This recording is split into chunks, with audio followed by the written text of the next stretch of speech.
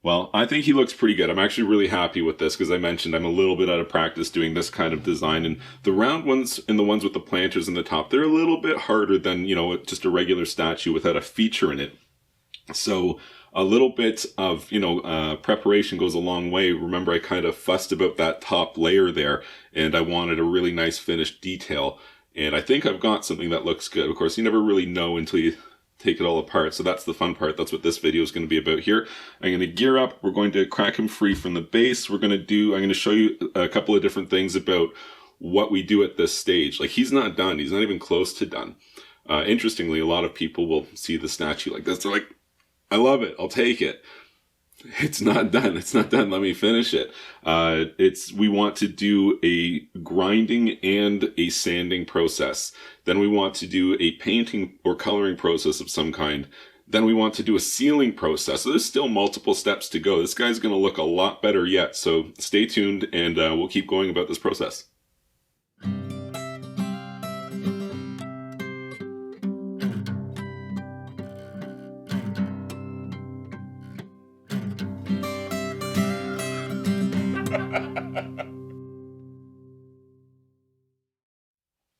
First things first, he looks great. I'm really happy with it. But there's a lot of work that I want to do just yet. Like, when you sculpt with concrete, you walk away when you're done sculpting. And when you come back, yes, it's hard. This guy's nice and strong, but it's exactly how you left it.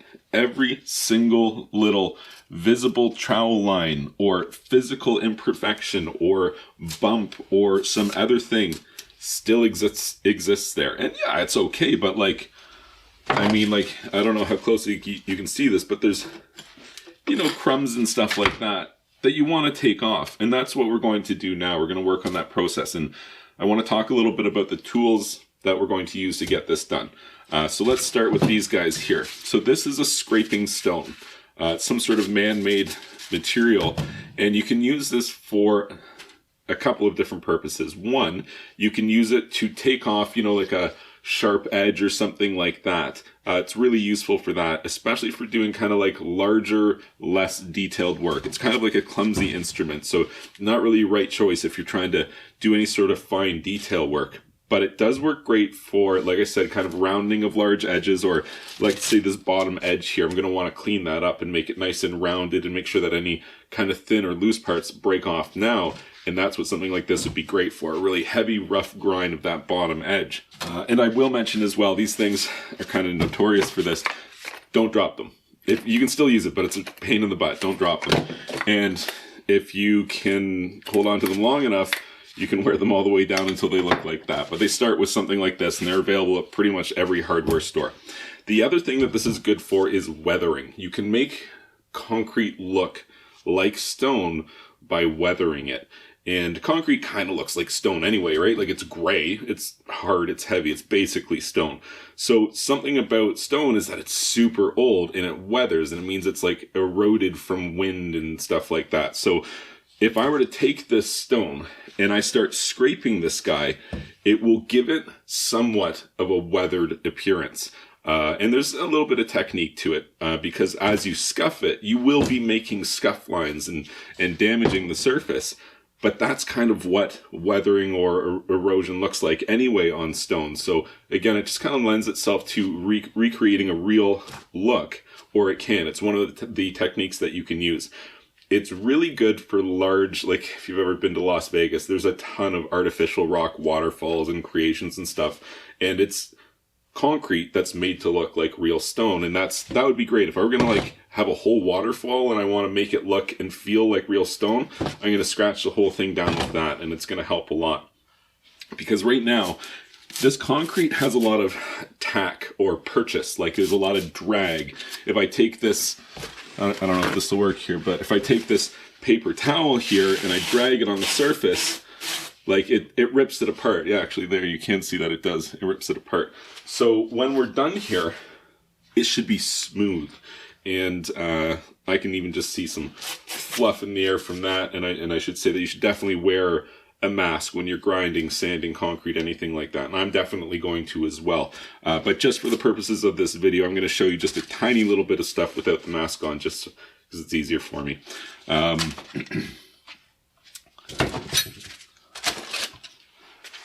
Two things that I'm going to use a lot of as I'm preparing this guy and finishing all the details. I'm going to use an old broken standard screwdriver, something I don't care about at all because I'm going to be using it for scratching and scraping.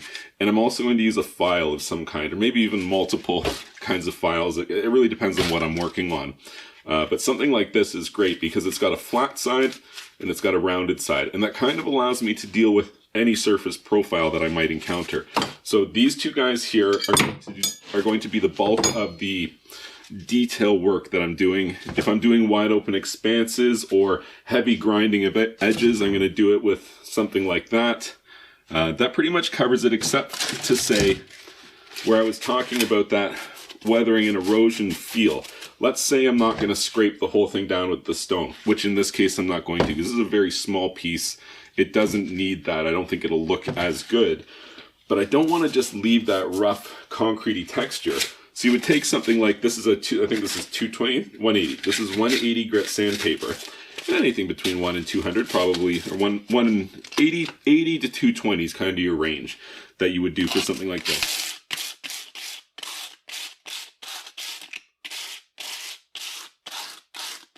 Okay, so as I said, I'm not going to go very much here because I'm not wearing my mask, but you get the idea. You scratch the surface with the sandpaper, and in doing so, I don't know, did you notice it being less? Probably not. It still kind of looks rough, but it is much smoother. Like, you can feel it in person. If you touch the concrete somewhere where it hasn't been scraped versus somewhere it's been scraped, it feels totally different. And that's ultimately what we're going after here. You can see the grit falling or the sand falling, like sanding drywall as you're going.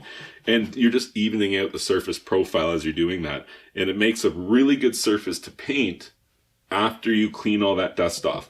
That dust being on there is a real problem.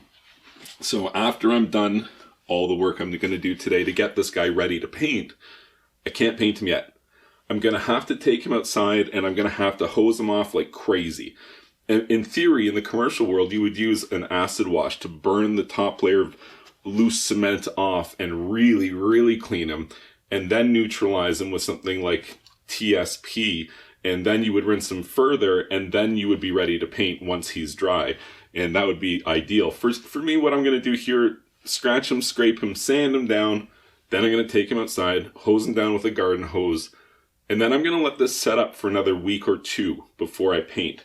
At this stage, he's about, I think he's like maybe 6 to 7 days old, something like that.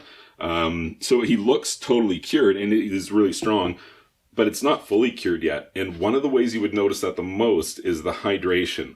It looks super dry, and it is, but when I spray it with water, it absorbs the water aggressively. The concrete needs more hydration, and I will be spraying it with water today, which is something you can do with curing concrete to help it cure stronger, is wet cure it, apply water over and over again. I'll be doing that, and I won't be able to paint him yet. I've painted concrete that's this green before, and you can get away with it. I wouldn't recommend sealing it because it definitely holds moisture, and that definitely is bad for any kind of sealing process. But I know from experience that if I wait a little bit longer, if I wait until the concrete is at least 2 to 3 weeks cured, minimum, before I try to paint it, I get better results. When I paint, I'll do like a spray process, like a misting spray. And with green concrete, the speckle lands and then it disperses as the concrete absorbs the moisture. What I prefer with older or more cured concrete is the speckle lands and it doesn't really absorb in anymore. It just kind of sits there on the surface, and it allows me to create a differentiation between the speckled layers, which is ideal. When they all just kind of blend together, it doesn't look as much like stone or rock. What I want to do is have multiple layers of individual dots of color, and to achieve that, I need a relatively cured concrete product. Ideally, a minimum of 30 days. Anytime that you're working with the concrete application, you should probably let it cure for a minimum of 30 days before you attempt any painting, coloring, or sealing process. All right, let's see if we can break this thing loose from the base. Should come right off of here.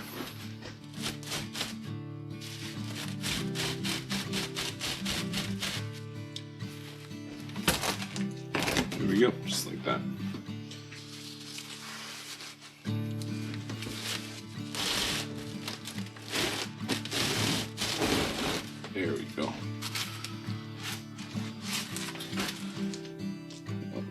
get under there.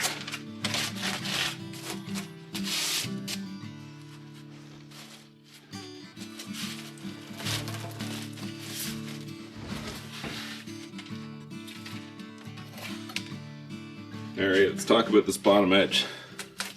So right now, the concrete flares out at the bottom because it was, liquidy, and as it was setting, it kind of slumped a little bit. And this is the point at which you want to take a heavy edge like this, and you want to round this. Anything that's going to break off, you want it to break off now, before you paint it. So like, here's a little bump right here. And surely this tiny little nub of nothing will break off. So instead of painting it and then breaking it where it's now visually obvious, at this point,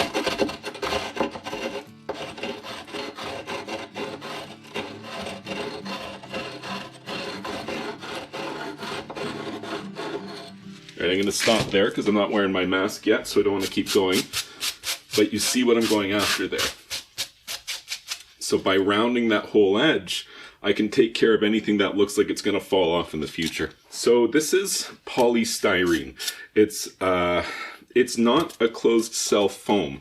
It will absorb water. When it absorbs water, it doesn't release it. It gets heavy. It's a problem. So we want to do something as a finishing detail to the bottom of this statue. You have options. There's a couple of different things we could do here. One, probably the best one. Something like a 1/8 inch or 1/4 inch black rubber mat. Ideally, maybe something that's like a lay flat mat. Just slightly larger than this piece. We would sit him on top of it, trace it, or even just cut right around it like a stencil. And now we have something that would fit perfectly on here. I would put silicone or another durable epoxy or urethane of some kind, and then I would attach the rubber mat on there, basically just stand it right on it, and it would perfectly seal the bottom here. It would look really good. It would allow you to use this indoors or outdoors. But it's not the only option, because I found that getting that rubber mat stuff is actually kind of difficult to do for whatever reason. So here's some other options. We can seal the polystyrene. We can use something like a PVA or a watered down PVA, polyvinyl acetate, or wood glue, white glue. You could just literally take like a white glue and paint it onto the bottom here, and it will seal this porosity and stop the water from absorbing in. And that alone is probably good enough for most applications. But it really kind of depends on what you're looking to do. You could even pour a base out of concrete. You could do a lot of different stuff. For me, this isn't going to be outdoors, so I'm not really worried about it. I'm not worried about putting the black matting on it, which I would probably put on if it was a permanent outdoor piece. But I still want to seal the bottom, just because I don't want dust and stuff and dirt coming off. So I'm probably going to go ahead and paint the bottom with a PVA. And again, that's just like a white glue that you can paint on there. I think I have some around here somewhere. This product here would probably do the trick. Bonds to most anything, dries crystal clear, permanent, and flexible. Glues wood, tile, glass, foam, stone, ceramic carpet. Oh, ceramic carpet, not ceramic carpet. I was like, ceramic carpet? That sounds awesome. Seals porous surfaces. Bonding agent for concrete and plaster. That's the primary reason that I have it. But another application for it here, just take this with a paintbrush, paint it on here, maybe even a layer or two, and let it cure, and that's it. I would be finished with the bottom here just like that. Other things you could do, you could paint it black. Something that I would recommend not to do would be to use like a spray leak seal product, and the reason why is because the aerosol will eat the foam, and that's a problem. You don't want melting foam, like it's a real cleanup hazard. Interestingly though, it's only that aerosol product that is the problem. If you were to spray that same product like into a dish, let it sit for a minute, and then paint it on, it totally would work. So as I said, there's a lot of different options and different ways that you can approach finishing the detail on this bottom, sealing it. You could even leave it like this, I suppose, if it was for an indoor piece, but I would do something because it doesn't look very good. I think we could make this look a lot better. Painting it black and sealing it both sound like good options to me.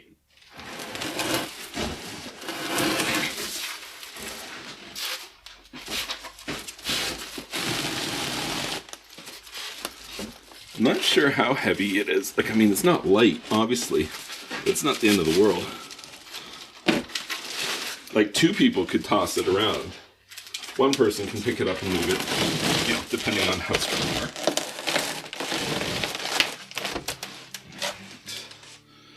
Wonder if you can see that. I'm gonna just double check and make sure you can see what I'm working on there. Okay.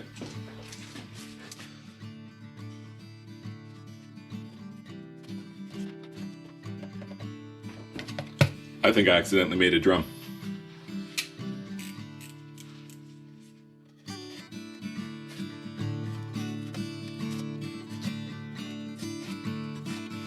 Oh, this is gonna come out good.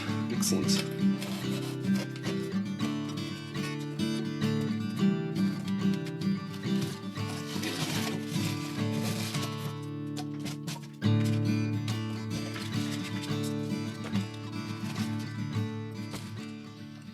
Oh, silicone. Oh, I forgot about the silicone. It's back to haunt me again.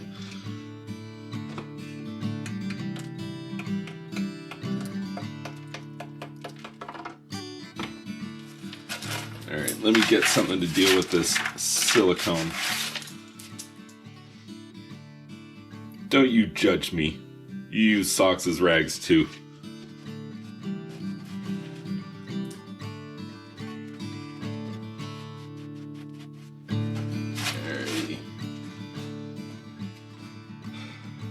So, got a couple of options here. I think I'm going to take my rounded file and just run this edge here. Actually, I'm going to have to get geared up. I was holding off, but it's time to get geared up so we can actually start doing something to finish this guy.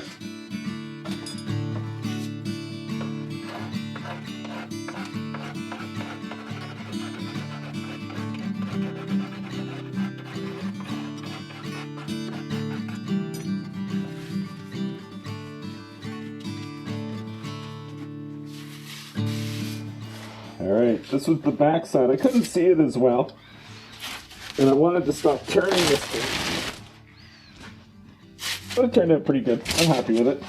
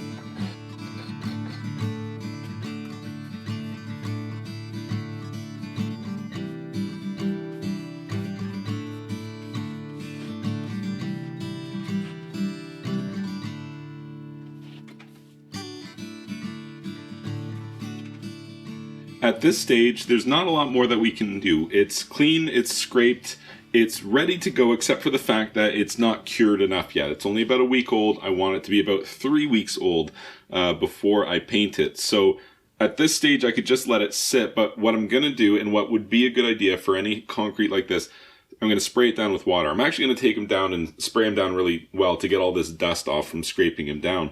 And that water is going to help. The hydration is important for the cured strength of concrete. It needs that hydration. You can hear the concrete like snapping and crackling as it absorbs that water. It's very, very thirsty at this stage when it's still green. So that's what I'm going to do is I'm going to take it outside. I'm going to spray it down to get all that dust off.